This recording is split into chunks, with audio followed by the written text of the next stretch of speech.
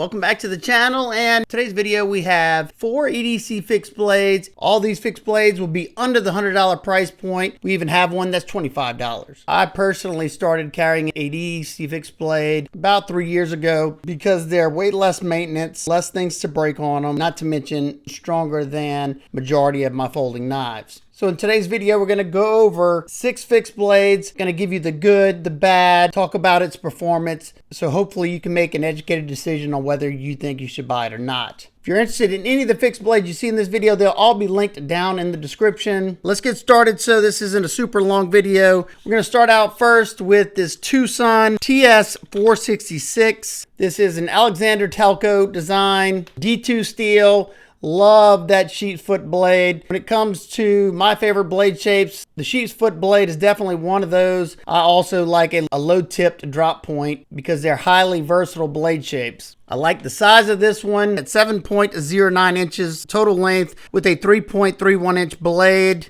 And it's nice and lightweight at 3.35 ounces. This one comes in at $60. You have like I said, a very versatile blade because you have very gradual belly to that tip. So you can easily use the tip to do tip work. If you want to do some fine, intricate cutting, you can definitely do that. Enough belly to easily bit a cut on a flat cutting surface and not too aggressive of a belly to where you can easily do in-hand cuts without sliding out of a cut, breaking down cardboard boxes and stuff like that. You know, what majority of the people use their knives for, if we're going to be honest, unless you're using them at work. But it's just going to be good at just about everything. It's going to excel at cutting on the flat surface, and it's going to excel at doing drag cuts with that tip. Now, even though this one has some pretty thick blade stock at 0.172 inches, I usually like them to be a good bit thinner than that. However, TwoSun usually does a fairly good job of thinning out those edges. The blade geometry on this one does come down nice and thin at around 14 thousandths behind the edge. So it definitely sliced very, very well. It would have sliced even better if it would have had thin blade stock with thin blade geometry, but I'm not going to complain too much about that because I'm just looking for them to perform and perform well. I don't love D2 steel, but I don't mind it. It usually has really good edge retention, and I've noticed lately TwoSun has been doing a better job with their heat treating. I've tested a few of their D2 steel knives here recently, and they've done a lot better than some of the ones I've had in the past. They used to run them really, really soft, but it has a nice high flat grind. It's going to gradually get thicker as it goes up. So depending on what you're cutting, it should slice it very well. If you're cutting an apple, of course, it's going to create a wedge effect once it gets all the way to the top, but I don't usually cut too much food with my knives. So it has a good sharpening choil, should give you some sharpening life, and it should be easy to open up if you ever needed to. Nice satin finish on the blade, and you have a nice usable blade. So if you had to do some small batoning for some kindling, you could definitely do that. I did a little bit, and it performed well, and that wedge of the spine up top allowed it to split the wood rather easily. Not to mention, this one does have a good 90-degree spine. It throws sparks very, very well. In the performance category, this one did a really good job. It held its edge the whole entire time. For the EDC fixed blades, I cut the same exact amount of stuff with each one of them just so I could kind of see how that edge was still feeling afterward. These are all factory edges, and I will say every one of these, if you sharpen them up yourself, you're going to get better edge retention.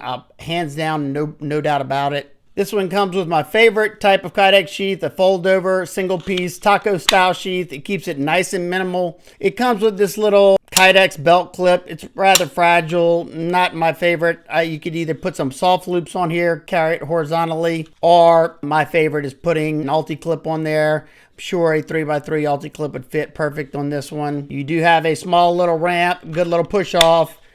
No rattle, it holds it in there nicely, and you have a small little drainage hole on this side, which is very important being this is D2 steel. Quick butt-to-butt size comparison with the Reich Hornet and the Essie Azula and the Ontario Rat 1 and 2. Even though I love the overall aesthetics of this one, I like the performance of it, I like the way it carries. Now for my nitpicks and complaints, and it was kind of somewhat of a deal breaker for me on this one.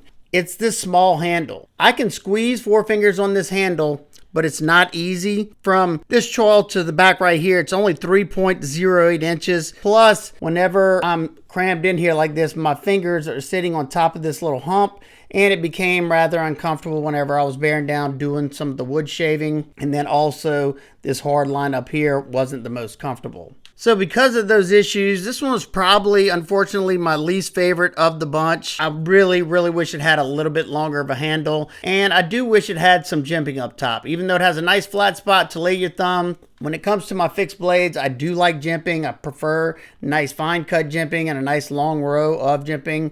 So if none of that's deal breakers to you, then yeah, I'd say go for it, because other than that, it was a really good EDC fixed blade. But for me, it's going to be a pass. Next up, we have the Drachenator Boerte. And it's a very affordable, smaller EDC fixed blade at $25. Two-part Kydex. I would have loved the fold-over Kydex. It also comes with a small Tech-Lock style belt clip attachment. Nice little push-off point.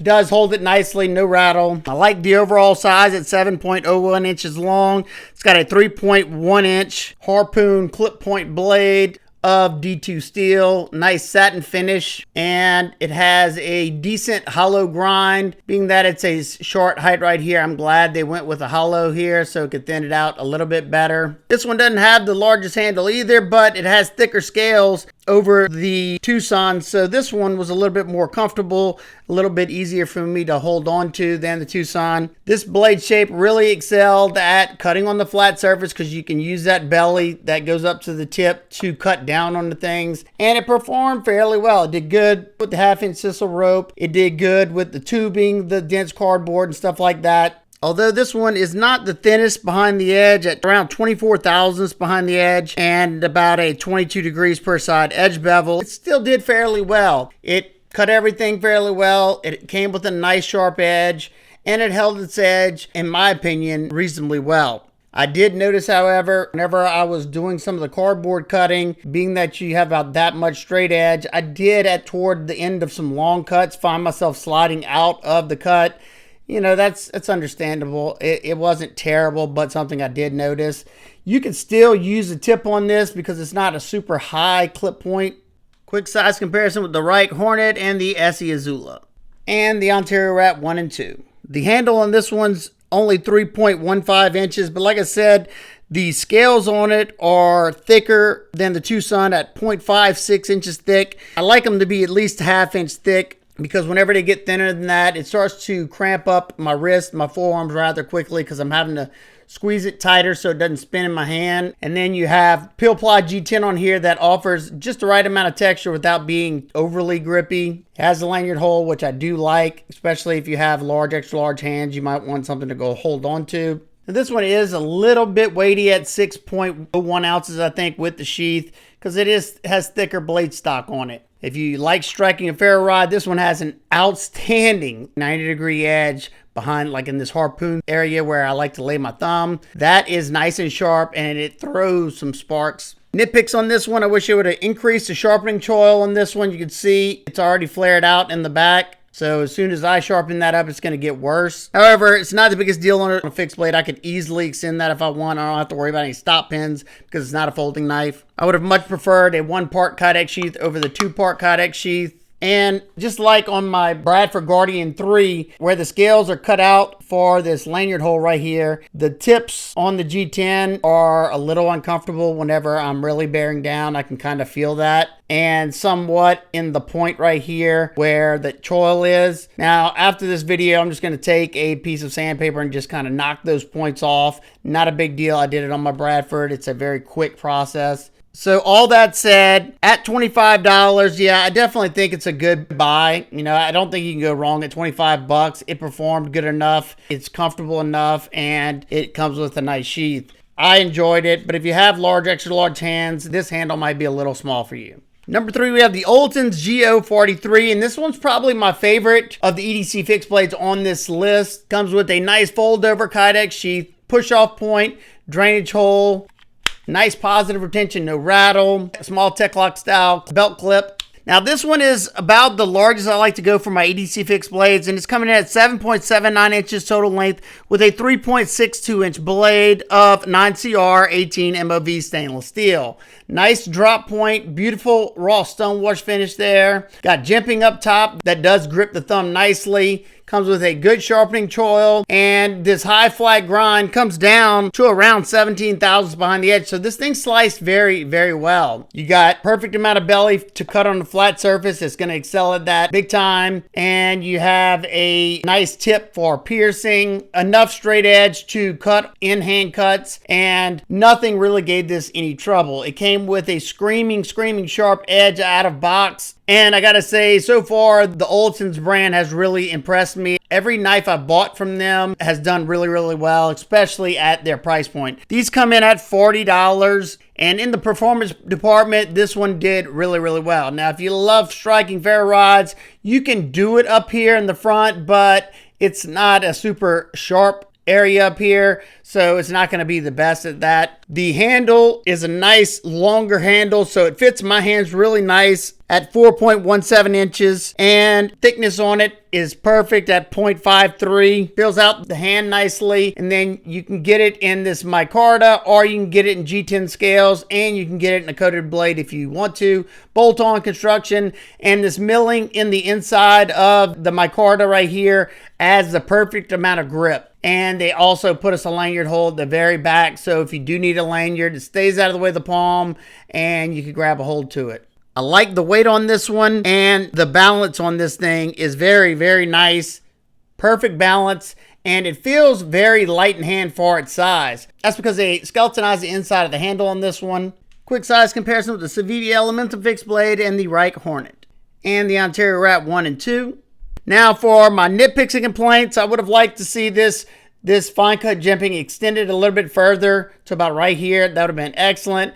However, I'm glad they at least have it, and they have the fine cut jimping that works perfectly. I wish this choil right here wasn't so deep. It just feels a little odd, and it's not bad or anything. Wasn't no hot spot, but it's just kind of deep. It kind of feels like an Ontario Rat 1 in the hand, how they got that deep choil right there. Only thing they could have done is kind of brought the handle up a little bit higher so it's not as deep. But that said, it's a very, very minor nitpick. But once again, at the $40, I could highly, highly recommend this one. I enjoy carrying this one. I enjoyed using this one. And as soon as this video is over, I'm going to sharpen this up, put my own edge on it, and I'm going to carry it some more. Number 4, we have the Eafengrow EF121. It's got a large Tech-Lock style belt clip attachment. It seems like overkill pretty much for this small blade. Nice fold over taco style sheath. Does have a little push off point, drainage hole. Now, I already got one issue with this knife, and it's the retention on this kydex. It's a very loose retention. Doesn't hold it all that much. Now, that's usually a fairly easy fix. I could heat this part up right here with a lighter till it's soft enough to squeeze down on here, tighten it up a little bit.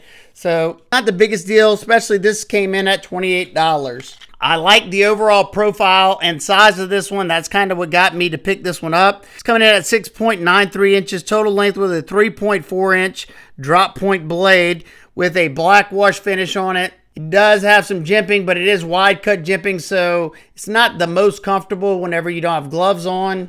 And this handle fills out my hand nicely at 3.5 inches, and it's got some nice thickness to these scales at 0.62 inches thick. So it really fills out the hand nicely. You got a slight contouring on the scale, so it felt good in hand. My particular sample did not come with the best edge out of box. It wasn't terrible, but I did hit it on a strop just so I could give it a fighting chance. And when it comes to performance, it was probably the last in performance from the other three.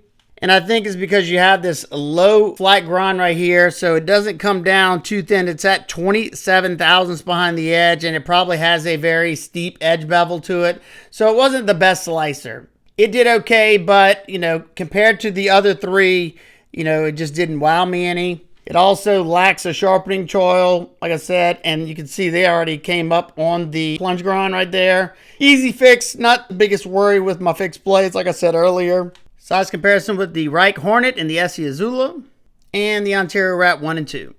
Let's go through my nitpicks real quick. I would have much preferred fine cut jimping because this is just not the most comfortable. The edge was okay out of box, but not really the best. It's rather thick behind the edge, so it didn't slice as good as the others did. No sharpening choil, and the kydex, like I said earlier, is getting a little loose on me. Something I can fix, but, you know, something I just want to note. But for me, my biggest nitpick was the weight. It's coming in at 8.07 ounces, and this is just shy of 7 inches overall. You know, I like to keep my smaller EDC Fixed Blades 6 ounces and under. They just carry better, and I don't know, this one just feels pretty weighty in hand. But if you like something that's nice and substantial, then you'll probably like this one. If I had to guess, I don't think they have any skeletonization on the actual handle behind these scales. You have a little pop of color though, that's nice. It was comfortable in hand, and I'm sure with a proper edge on it, it would perform a lot better. It's hard to complain whenever this knife is only $28. I can't really say how the D2 held up, like I said, because it just did not come with an awesome edge out of box. So, you know, at $20, I don't think you'll be disappointed in it, especially if you know how to sharpen. If I had to rank the first 4, this would probably be number 3 and then the TwoSun. Just because this one has a way more comfortable handle for me and it's still usable. Unlike the TwoSun, it's just not as usable because of that smaller handle. All right, so in conclusion, the Olitan's definitely my favorite of the bunch. I could highly recommend it. At $40, you're getting a quality EDC Fixed Blade, quality Kydex sheath, good performer. Then it would be the Drachenator Boerte for 25 bucks. I thought it performed fairly well. And even though this handle is about the same length as the TwoSun handle, don't have this point right here. It just kind of slopes down, and you have more thickness that it fills out the hand a little bit better. So this one was a lot more comfortable for me at least. And overall, I think it looks nice. And it also comes with a nice Kydex sheath. Oh, and yeah, did I mention it's 25 bucks? And then my third choice would have to be the Eafengrow EF121. If it wasn't as weighty as it was, I'd probably like it a lot more. I could easily fix the looser sheath, and I could put a nice sharp edge on it. And then last would definitely be the TwoSun. Even though I love the aesthetics of this one, I love how slicey it is. If I can't comfortably hold it, then I'm not going to use it. Now, maybe after this review, maybe I will grind this hump down completely and maybe see if I can do something about this section too. And then maybe I might like it a little bit more. But you know, for the sake of the review, I tell it like it is as it comes. And unfortunately, that's how it is. So there you go. If you have any questions about anything in particular, feel free to ask me down below. If any of these interest you, I will have them all linked down in the description. I hope every one of y'all is having an absolute amazing day. I will see y'all on the next one. Peace out.